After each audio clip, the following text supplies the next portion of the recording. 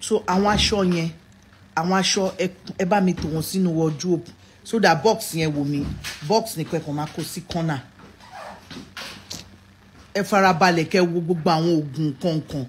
So àwọn bàtà kẹ́ tò síbẹ̀ yẹn, àwọn box kẹ́ gbé sí corner, àwọn aṣọ kẹ́ kó síbẹ̀ yẹn. Hello guys, guess what guys? I brought you good tidings. You guys know that I always bring good news for you guys. I brought you good news today. Good news. So there's someone, it's a professor in a university in Canada. Hello, sir. Good afternoon from Calgary.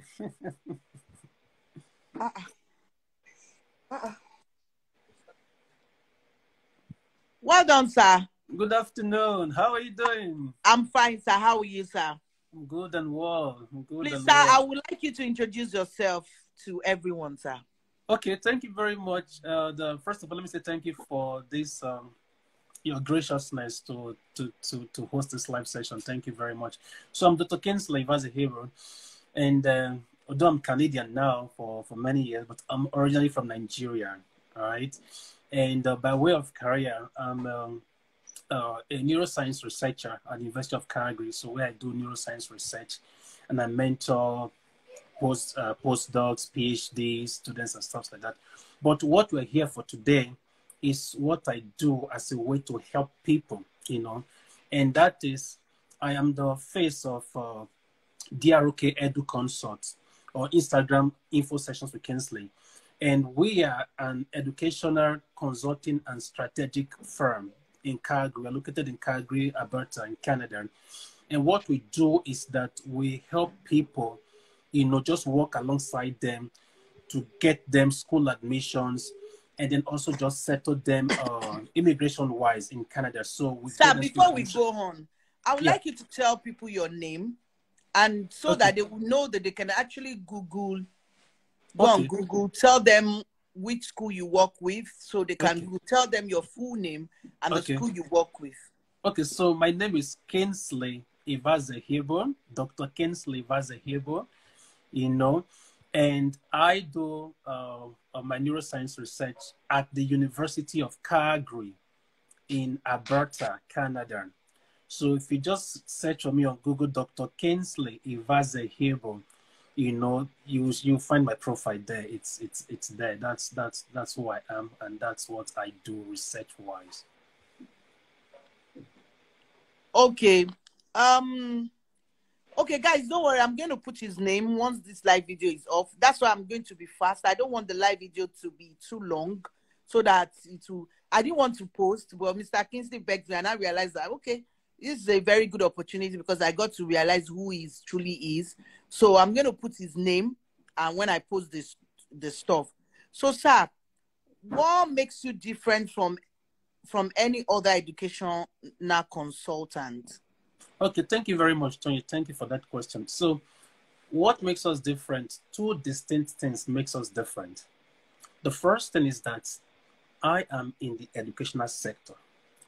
So in Canada, I understand the educational sector. I understand what is needed to get students into different schools and different programs in Canada. You know, that's one of the big things that distinguishes us. So I'm not just like somebody at in an office doing stuff. No, I'm in the educational sector. I interact with these professors. I interact with these heads of departments. I understand what is needed, what they are looking for to, you know, to get students into programs. I also understand what it takes for students to succeed academically.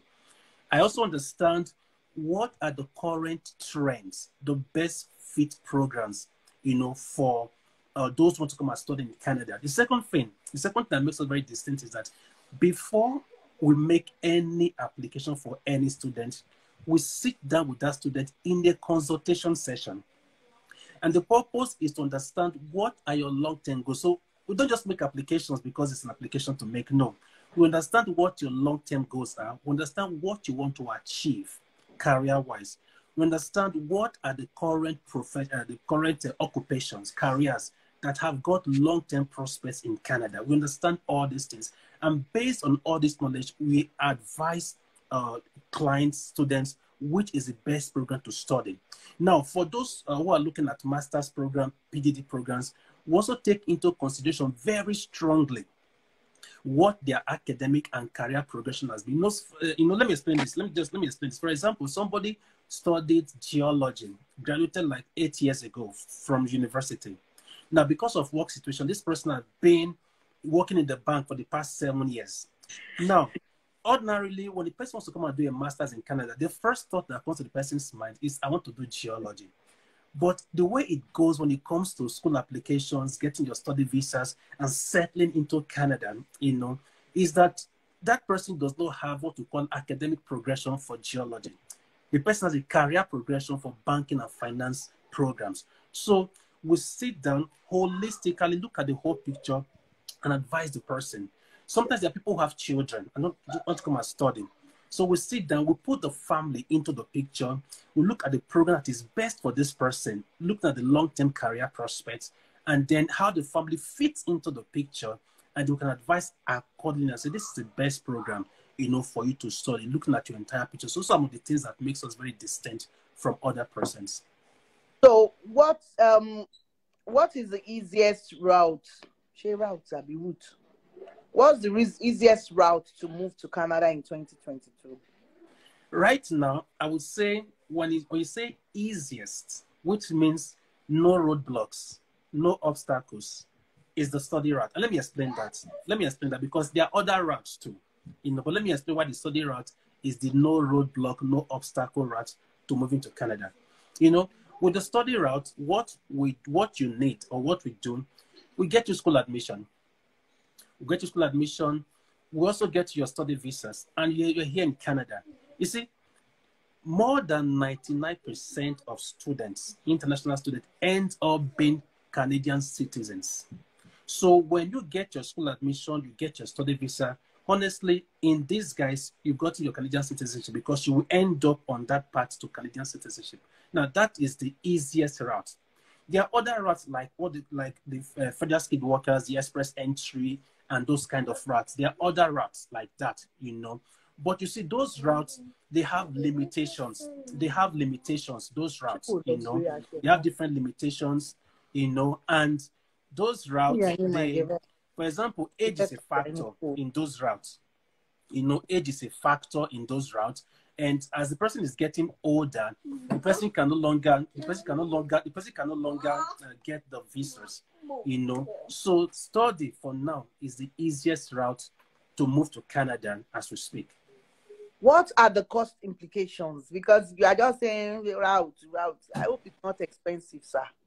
Okay, so when we say cost implications, of course, study has got tuition associated with it. There are tuition fees associated with studying, But what we do is that when we sit down with these different clients in a consultation session, what we do is to, first of all, look at the client's budget. In addition to look at the best programs and other things that are best for this client, look at the client's budget, and then ask which school, which program fits this budget, So depending on the programs that the person is interested in, tuition can range anywhere from, $10,000, $11,000, and above per year, But something that is also very important to note, is that as an international student, you actually have the leverage, to work. You have the leverage to study and to also work part-time. And that can also greatly help you with your fees associated with your tuition and upkeep in Canada. You did say, well, you did not mention price, so that. Oh, I mentioned the range, of course. How much? I said tuition can range anywhere from 10,000, and above per year. 10,000 what? Is it naira Canadian or dollar? dollars? 10,000 Canadian dollars. What's Canadian dollar to Nigerian naira now? So if you think about it, there are two. There's the official rate, there's the parallel rate, right?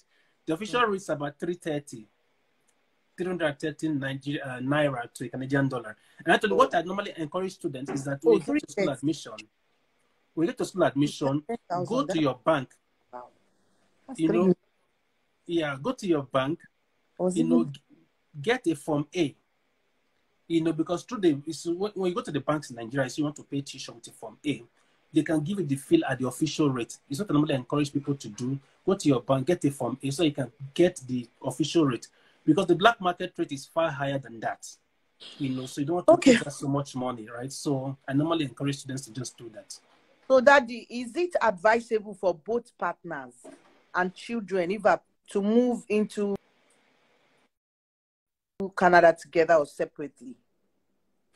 No, so normally it depends on the holistic picture of that family. And let me explain this. Now let's take the first scenario. So first scenario one, for example, a couple, let's say 2 children, that's 4 of them. Now, one of the things that we look at, one of the things that we advise when you're looking at, making school applications and stuff like that, getting your study visas, because this is not concerning study visas, is what are your proof of funds? Do you have sufficient funds to cover for your tuition and upkeep? Do you have sufficient ties to your home country? So for couples that have very strong proof of funds, they can show sufficient funds to cover for their tuition, upkeep, for the entire family, for the duration of study, and they have very strong ties to their home country, like very strong ties. They've got families in their home country, they've got properties, they've got investment, they've got lands, they've got businesses, they've got volunteer ties. Now for such couple, and they have maybe also have good travel history, it is possible for such couples to apply at the same time and everybody comes together. But for persons who don't have this strong proof of funds and they don't have this strong proof of ties, then normally it's advisable that the principal applicant, who is the student, should come first. And when that person is here, after one semester, he can get to invite his family, his spouse, and his children to come and join him. Because Canada is very big on reunification, on family reunification. They're very big on that. So that is one strategy that has worked for a lot of our clients and is still working for them. So, sir, what is the visa process like? Okay. And I want you to answer these two questions together. What is the visa process like? And what are there chances of visa denial? Then if they deny someone visa, what can the person do to avert it? Yes. Okay, so the visa process. Okay, so now this is how the process works. So first of all, you get your school admission, right? You get your school admission, and then the next stage after school admission is to pay your tuition deposit. So most schools in Canada, they want you to pay a tuition deposit. Now, tuition deposit will range anywhere from $250 to maybe $2,000, $5,000. Let's assume that is done. The next stage is the visas, right? Now, there are a couple of things before you go to make a visa application that you must put in place. One, you must have sufficient funds. You must demonstrate sufficient funds to the visa officer in form of a bank statement or any other financial documents to show that you have sufficient funds. Now, if it's not you, the principal applicant, who will be paying for your funds, you can get a sponsor, a family member, somebody can be your sponsor. Now, please note that when you are using a sponsor, the sponsor have to write a sponsorship letter of sponsorship for you, and also the sponsor also have to show proof of relationship. That is important. And then again, you're also going to indicate in your study plan, there's a document called study plan for visa application.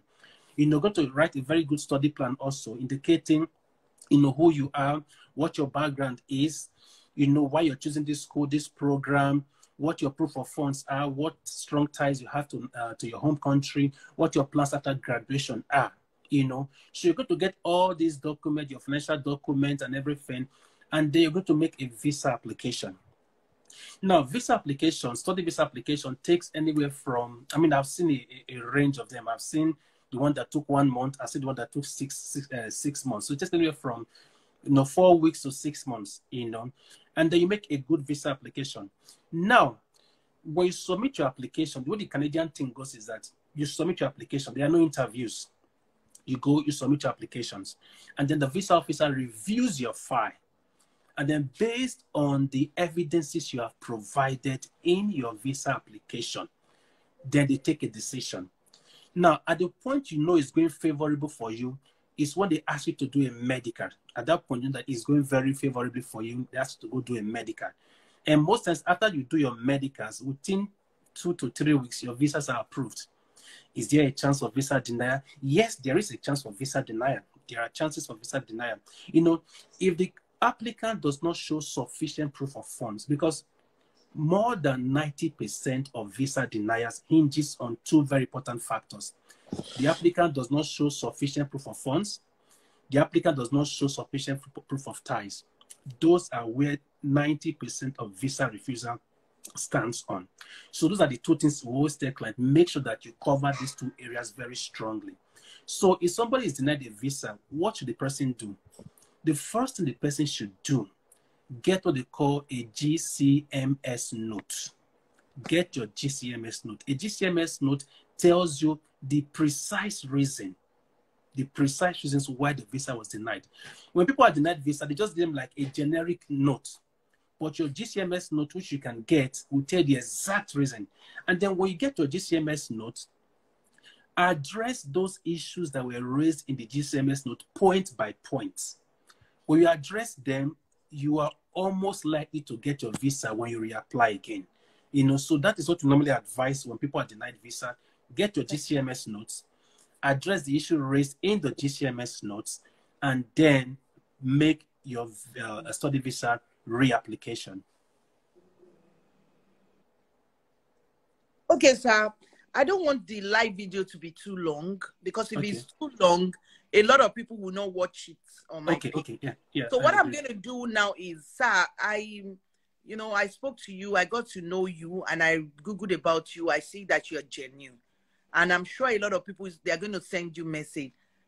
I have, Daddy, our daddy, but Daddy, I'll drag you. Oh, God forbid, you're my father. So you are gonna send me your name, your number, your Instagram, and so I'll put it on this video. So I want to cut the video now so I can put it on my page. Okay. So I will just, yeah, I'm going to send you a WhatsApp message now. So guys, trust me, it's genuine. It works with University of Calgary. Daddy, I wanted to say Calvary International Bible. So it works with Calgary, University of Calgary. You can Google his name. I'm going to put his name, put his number, put his Instagram handle. And like he said, the school fees varies from $10,000 upward. But remember that 10,000 Canadian dollars is like 300 and something. So if you say $10,000, that's like 3-point-something million. And as a student, what he's trying to say, if you get visa, you have opportunity. Once you start schooling, only on a stay, that means you can get your stay, blah, blah, blah. Yeah, you can even work. You can work also as a student. And you can work as well. Trust me, he's a genuine person, but I'm going to put his information. So don't let anybody come and meet you in the DM that is from Dr. Kingsley. No, I'm going to put all his information on my caption. Please, guys, all his information. Don't let anybody send you DM. You'll be the one to send him DM. I'm going to put his number too. Please and please. And make sure you Google him. Be sure too. I am 100% sure about him. This is his face. He's an elderly man. And are you a professor or a doctor? Doctor. I'm doctor, yeah, Dr. Kingsley. He's a doctor at University of Calgary. You can Google the school. You'll see his name there. So he's well known. So he's not someone, he's a respected person. He has dignity. I actually took my time also, guys. And I make sure before I bring him live on my page, because I know some people. So trust me, guys, there's nothing. But obviously, you know how visa works sometimes. You might be denying visa. Like it said, once you are denying, you talk to them. They know what to do about it. Please, guys, I love you. And I'm going to put his information in my caption. Let nobody send you DM. Be the one to send DM directly. Please. I love you guys. Thank you so much, sir. Thank you very much. Thank you very much. All right, sir. Thank you so much. God bless you, sir. Thank you very much. Yeah.